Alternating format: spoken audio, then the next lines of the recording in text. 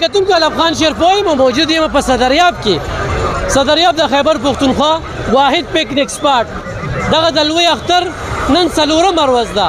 پوره شته دی په زرګو شمېره کې د پېښور، مردان، صوابۍ، چارسدي، مومندو او باجوړ نه خلک راغلي دي.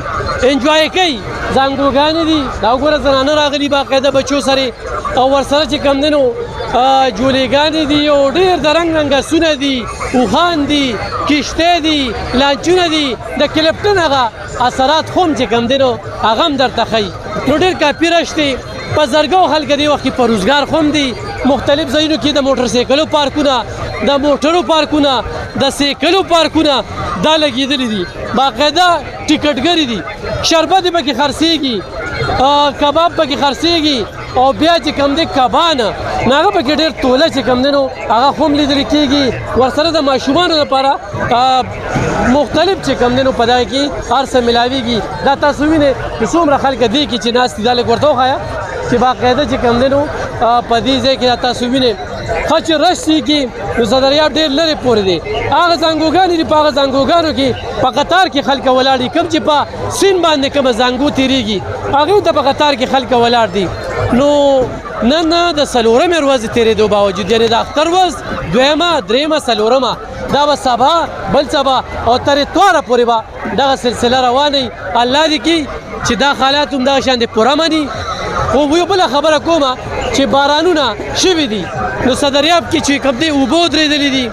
صدریاب کې چې کوم دی نو ځای په ځای خټې دي، خلکو بډې والي. دا یو مسله ده پکې دې ته پاملرنه پکار ده. نور دا اتواره پورې خو چېرې دغه سلسله جاري وساتله نو د خلکو چې په کرونا کې کم سیسټم شوی دی، ښه روډ چې کوم دی هغه خراب دی. پول خو چېرې بخال وي. صدریاب د پول چې کله منګه ذکر کړی دی نو ډېر خلک به دې ته بیا راتلل. خو هلته کې په ټریفک والا ته مسله ده، صدریاب چوکۍ والا ته مسله ده، پولیس والا ته مسله ده. خو د صدریاب خپله دوکانداران یا خلک چې کوم دی هغه خلکو له مینه ورکوي، عزت ورکوي. همدغه وجه ده چې فیملی سره خلک راغلي، زنانه بچي په دغه صدریاب کې تاسو لیدل کېږي. نو خو تاسو زما را پروګرام ګورئ، سره د خپلو بچو راشئ، صدریاب کې مزې والئ، کشتو کې وګرځئ او ورسره په آسونو باندې یا کوم قسم جوله کې تاسو ګرځئ. نو چارسدي ته د اعزاز حاصل دی چې یا باغچه یا صدریاب چې کوم دی دا یو ډېر ښکلي پکنیک سپاټونه دي او د دې نه پیدا ترلاسه ورسره دا خبره ډېره زیاته ضروري ده.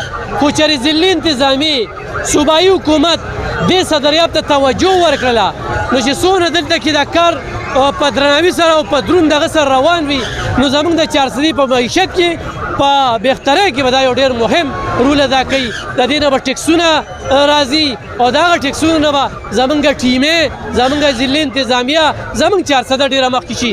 خو کلونه تېر شو بدقسمتۍ نه.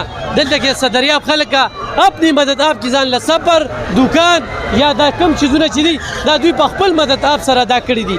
د ضلعي انتظامیې هېڅ قسمه پاملرنه نشته، د حکومت دې ته هېڅ قسمه پاملرنه نشته. نو موږ دا وایو دلته کې دې ته نه منتخب نمایندګان دي چې تاسو خو ټوریزم خبره کوئ. د دې ځای نه ښه ټوریزم ځای بل نشته دی. خو تر دې وخته پورې ټوریزم محکمه چېرته ده؟ ټوریزم محکمه صدریاب ته ولې نه رارسي چې دلته کې بهتري راولي؟ هېڅ بهتري نشته. خو چېرې بهتري راشي نو صدریاب نه به زموږ د چارسدي په معیشت کې ډېره بهتري راشي.